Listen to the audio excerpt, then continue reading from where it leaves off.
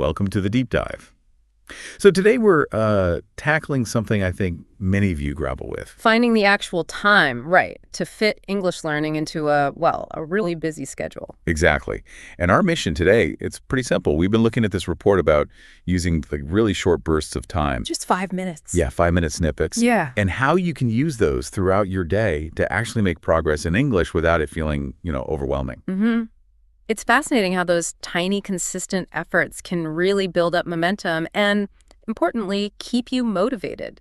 Okay, so let's jump right in. First up, boosting your vocabulary in just 5 minutes. Flashcards come up straight away. Ah, yes, the classic. Physical ones or, digital apps. Still super effective. Right. The report really highlights how portable they are, perfect for reviewing or learning a few new words in those odd moments. Absolutely. And then there are online platforms. They offer more structured practice. Cambridge English Online, for instance. Oh, yeah. What kind of stuff do they have? They've got themed lists, house and home, work, that kind of thing. And Laura Webb CPD has these quick matching activities, image to word, which is great for understanding. And we're teachers too, right? With matching definitions. Stuff you can adapt easily for a short time frame. Exactly. And the report really stressed focusing on high-frequency words. Those core words you use all the time. Like that 5-minute English list of 100 common words. Precisely. Tackling those gives you the biggest bang for your buck, communication-wise, especially when time's short.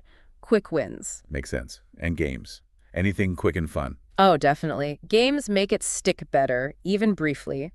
Cambridge has one called Which Animal? Fun, quick recall. And English Teaching 101 simplifies some flashcard games. Or even just word chain that's purely mental, you just need a partner, or do it yourself. Right.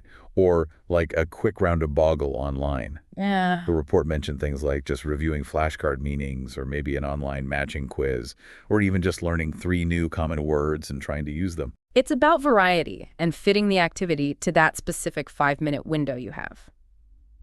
Okay, so that's vocab. What about grammar? 5 minutes for grammar seems tricky. You'd think so, but the report suggests it's doable. Short online quizzes are apparently a great tool. Okay, like which ones?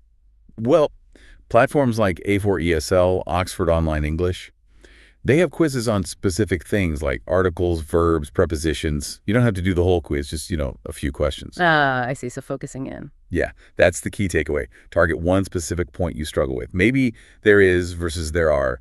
Spend just 5 minutes on a quiz for that. Like that super short am, are, or is quiz on A4ESL you mentioned. Exactly. Really focused. Or, the report suggests, just reviewing one specific rule for 5 minutes. Yeah. Like, okay, today's the simple present tense. And then maybe try building a few simple sentences using it, perhaps with those common words we talked about earlier. Yes.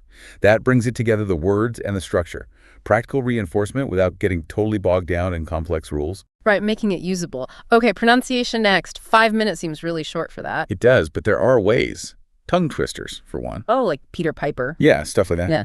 Engvid and Preply have lists. The idea is to start slow, then speed up. It's like a workout for your mouth muscles, apparently. It really is. And another practical tip was practicing common phrases. Greetings, introductions, things you say often. Where would you find those? YouTube's full of them, or sites like English Class 101. Hearing and seeing native speakers helps a lot with confidence for everyday chat. Good point. And what if you struggle with, say, a specific sound? Then you target that sound. It? English Class 101 and 5-Minute English have sections focusing on tricky vowel or consonant sounds. Preply even has like a morning vowel warm-up. A vowel warm-up. And then there's shadowing. Ever tried that? Where you repeat along with a native speaker. Exactly. Preply has exercises. It's fantastic for nailing the rhythm and intonation, making your speech flow more naturally.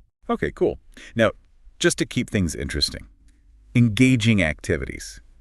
Quick games. What fits in 5 minutes? The report mentions some neat ideas. Vietnam Teaching Jobs suggests filler games like miming or Call My Bluff easily shortened. TeachThis.com has adaptable ESL games too. Low pressure, more fun. That's the idea. Also, small challenges. The Ideal Teacher has things like name 3 things that are blue, or a mini AZ vocab challenge, maybe just letters A to C. Little brain teasers. Yeah, or quick grammar ones like spot the errors in a short paragraph. Keeps you sharp, And those flashcard games again. English Teaching 101 has some fun ones mentioned, makes recall less of a chore. Got it. So mix it up. Lastly, reading. Can you really read anything useful in 5 minutes? Surprisingly, yes. The report points to very short texts. Fairlight Books apparently publishes stories that take about 5 minutes to read. Oh, interesting. Like a tiny dose of reading practice. Exactly. Exposure to vocab and grammar and context. Or short blog posts like the ones on 5-Minute English itself. Pick topics you actually like. All right, that helps motivation. And finding the right level is crucial, isn't it? Absolutely critical. You don't want to be overwhelmed or bored. Sites like lingua.com have texts sorted by level, even for beginners, A1, A2. Build confidence gradually. Okay, so pulling it all together, it really does seem possible. These consistent 5-minute sessions can add up. They absolutely can. The main thing for you, the listener, is to experiment. Try a few of these methods, see what clicks with your style and your day. Find what feels sustainable, not stressful. And just think about how those little moments, 5 minutes here, 5 minutes there, can compound over weeks and months. It's about building that habit. Powerful thought. So maybe the question for you to consider is, which of these 5-minute activities are you going to try first? Thanks for this deep dive today. My pleasure. It's all about making learning work for you.